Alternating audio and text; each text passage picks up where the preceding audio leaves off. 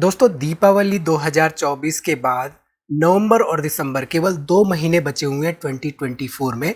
ऐसे में हम में से कई लोगों का सबसे बड़ा सवाल ये है कि 2025 में कौन से सेक्टर्स पे हम फोकस करके चल सकते हैं, कौन से ऐसे सेक्टर्स आने वाले 2025 में एक्सेल कर सकते हैं। इस वीडियो में हम डिटेल में बात करेंगे इसी के बारे में। नमस्कार दोस्तों, मैं उमेश त्रिपाठी आपका स्वागत करता हूं स्टॉक फॉर रिटेल पर स्टॉक मार्केट से जुड़ी एक नई जानकारी के साथ। तो 2024 में हमें कई सारे सेक्टर्स ने अच्छे रिवॉर्ड्स दिए, लेकिन दीपावली आते आते स्टॉक मार्केट में एक अच्छी करेक्शन भी दिखाई। एफआईआईज ने हैवी सेलिंग की अक्टूबर के महीने में।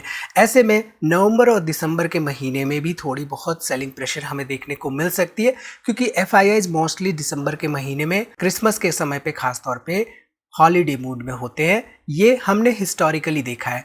अब ऐसे में सवाल ये आता है कि 2025 में स्टॉक मार्केट का रुख किधर रह सकता है और किन सेक्टर्स पे हम फोकस करके चल सकते हैं। तो यहाँ पे बेसिकली कुछ ऐसे सेक्टर्स होते हैं जो कि रोटेशन में होते हैं, यानी कि ऐसे सेक्टर्स जो कि पिछले सेक्टर्स जिन्होंने कि अच्छा परफॉर्म किया होता है उनको ओवरटेक कर रहे होते हैं और वो परफॉर्मेंस देने वाले होते हैं। तो ऐसे सेक्टर्स को हमें फिगर आउट करना आना चाहिए। तो पहले हम करंट स्टॉक मार्केट सिचुएशन देख लेते हैं, फिर हम बात करेंगे 2025 के सेक्टर्स टू फोकस के बारे में। ठीक है, करंट स्टॉक मार्केट सिचुएशन जैसा कि हमने पिछले कुछ दिनों पहले भी डिस्कस किया हुआ था। ये जो पर्टिकुलर पॉइंट है, ये जो पर्टिकुलर बॉक्स यहाँ पे बनता हुआ दिखाई दे रहा है, ये एक अच्छा सपोर्ट का काम कर रहा है। यहाँ से हमारी एक्सपेक्टेशन ये है कि मार्केट में थोड़े बहुत आपको रिवर्जेंस देखने को मिल सकते हैं। हालांकि जैसे कि हम एंटिसिपेट कर रहे हैं, दिसंबर टाइम फ्रेम तक यहाँ पे मार्केट कंसोलिडेट भी कर सकता है और हो सकता है थोड़ी बहुत और भी गिरावट हमें देखने को मिले, थोड़ी बहुत और सेलिंग प्रेशर देखने को मिले। ऐसे में हमें एज एन इन्वेस्टर फोकस करना चाहिए स्ट्रॉन्ग कंपनियों पे और साथ ही साथ ऐसे सेक्टर्स पे जिनमें की ग्रोथ का स्कोप बहुत ज़्यादा हो। ऐसा एक सेक्टर हो सकता है फाइनेंशियल सेक्टर। फाइनेंशियल सेक्टर खास तौर पे पिछले 20, 25, 30 सालों में हमें एक अच्छे रिवॉर्ड्स दिए हैं, लेकिन फाइनेंशियल सेक्टर में भी अगर हम स्मॉल फाइनेंसिंग बैंक्स की बात करें जो कि खास तौर पे एमएसएमईज और रूरल एरियाज को फोकस कर रहे हैं, उसमें एक बहुत बड़ा ग्रोथ का स्कोप हमें देखने को मिल रहा है आने वाले 2025 के लिए। तो ऐसे में हमारे पास फाइनेंशियल कंपनीज पे फोकस करने का ऑप्शन हो सकता है। ठीक है, इसके साथ ही साथ रिन्यूएबल एनर्जी पे बहुत ज़्यादा फोकस है।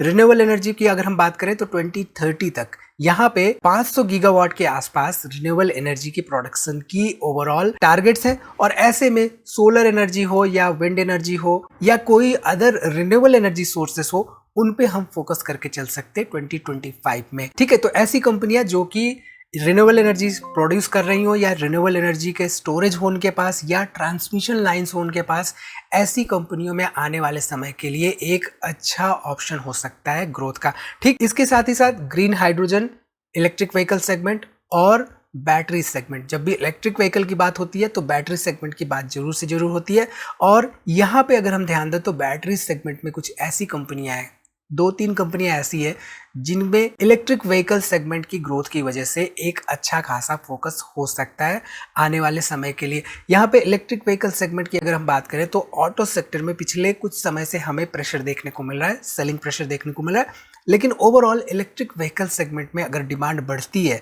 आने वाले 2025 में तो हमें इन कंपनियों में ग्रोथ देखने को मिल सकती है। ठीक है, तो ऐसी कंपनियां जो कि ग्रीन हाइड्रोजन पे काम कर रही हैं, ऐसी कंपनियां जो कि इलेक्ट्रिक व्हीकल सेगमेंट पे काम कर रही हैं।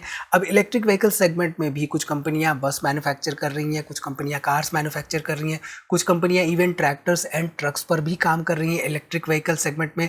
कुछ कंपनियां इलेक्ट्रिक व्हीकल सेगमेंट पे ऑटो एंसिलरी सेक्टर्स के लिए काम कर रही हैं। अब ऑटो एंसिलरी सेक्टर का मतलब ये है कि इलेक्ट्रिक व्हीकल्स कोई भी कंपनी अगर है तो उसमें वायरिंग की भी जरूरत पड़ेगी, उसमें बैटरी की भी जरूरत पड़ेगी, उसमें टायर्स की भी जरूरत पड़ेगी। तो ऐसे हम सब सेक्टर्स पे भी फोकस करके चल सकते हैं। ऐसे सब सेक्टर्स की कंपनियों की भी हम एनालिसिस कर सकते हैं। ठीक है, इसके साथ ही साथ मैन्युफैक्चरिंग एंड इंफ्रास्ट्रक्चर डेवलपमेंट पे भी बहुत ज़्यादा फोकस है आने वाले 2025 के लिए। खासतौर पे मैन्युफैक्चरिंग सेक्टर में बहुत ज़्यादा ग्रोथ हमें देखने को मिली है और इसके साथ ही साथ जो हमारा इंफ्रास्ट्रक्चर सेगमेंट है उसमें भी बहुत ज़्यादा हमें डिमांड देखने को मिल रही है। जब से हमारा मेक इन इंडिया का प्रोग्राम आया राइट, तब से डोमेस्टिक प्रोडक्शन को बहुत ज़्यादा बूस्ट मिला है। ऐसे में मैन्युफैक्चरिंग सेक्टर के साथ ही साथ इंफ्रास्ट्रक्चर और रियल एस्टेट पे भी हम फोकस करके चल सकते हैं। इसके साथ ही साथ एग्रीकल्चर सेक्टर पे बहुत ज़्यादा फोकस रहने वाला है।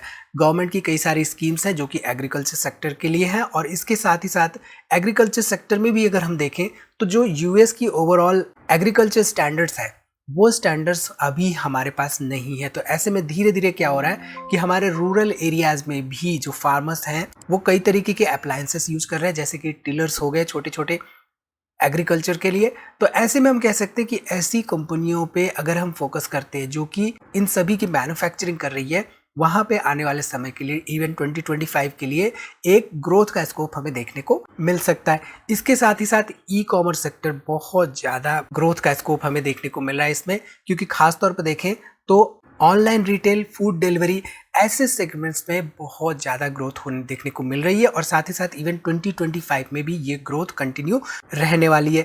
इसके साथ ही साथ आईटी सर्विसेज सेक्टर को हम इग्नोर नहीं कर सकते। आईटी सर्विसेज सेक्टर ने बहुत अच्छी कंपनियां हमें दी हैं over the last few decades, और इसके साथ ही साथ इवन 2025 में भी इंक्लूडिंग आईटी सेक्टर के आर्टिफिशियल इंटेलिजेंस या बिग डाटा या क्लाउड कंप्यूटिंग सर्विसेज जो प्रोवाइड कर रही हैं, इन सभी में एक अच्छा ग्रोथ का स्कोप हमें देखने को मिल रहा है। ठीक है, इसके साथ ही साथ कोविड के बाद से हम देखें तो टूरिज्म एंड हॉस्पिटैलिटी सेक्टर में बहुत अच्छी ग्रोथ हमें देखने को मिली है, और ये ग्रोथ कंटिन्यू रहने वाली है इवन 2025 में। तो इन सभी सेक्टर्स की हम एनालिसिस कर सकते हैं, और एनालिसिस करने के साथ ही साथ हम अपने लिए कंपनियां फिगर आउट कर सकते हैं कि कौन सी कंपनियां इन सेक्टर से बिलोंग करती हैं और कौन सी कंपनियां फंडामेंटली स्ट्रांग होने के साथ ही साथ ग्रोथ का स्कोप रखती हैं। तो आई थिंक यहाँ से क्लियरली आपको समझ में आ रहा होगा कि किन सेक्टर्स में आने वाले 2025 में हम फोकस करके चल सकते। तो इस वीडियो में इतना ही दोस्तों, उम्मीद है वीडियो आपको पसंद आई होगी और इसमें दी गई जानकारी आपके काम की होगी। मिलते हैं अगली वीडियो में, तब तक अपना बहुत ख्याल रखिए।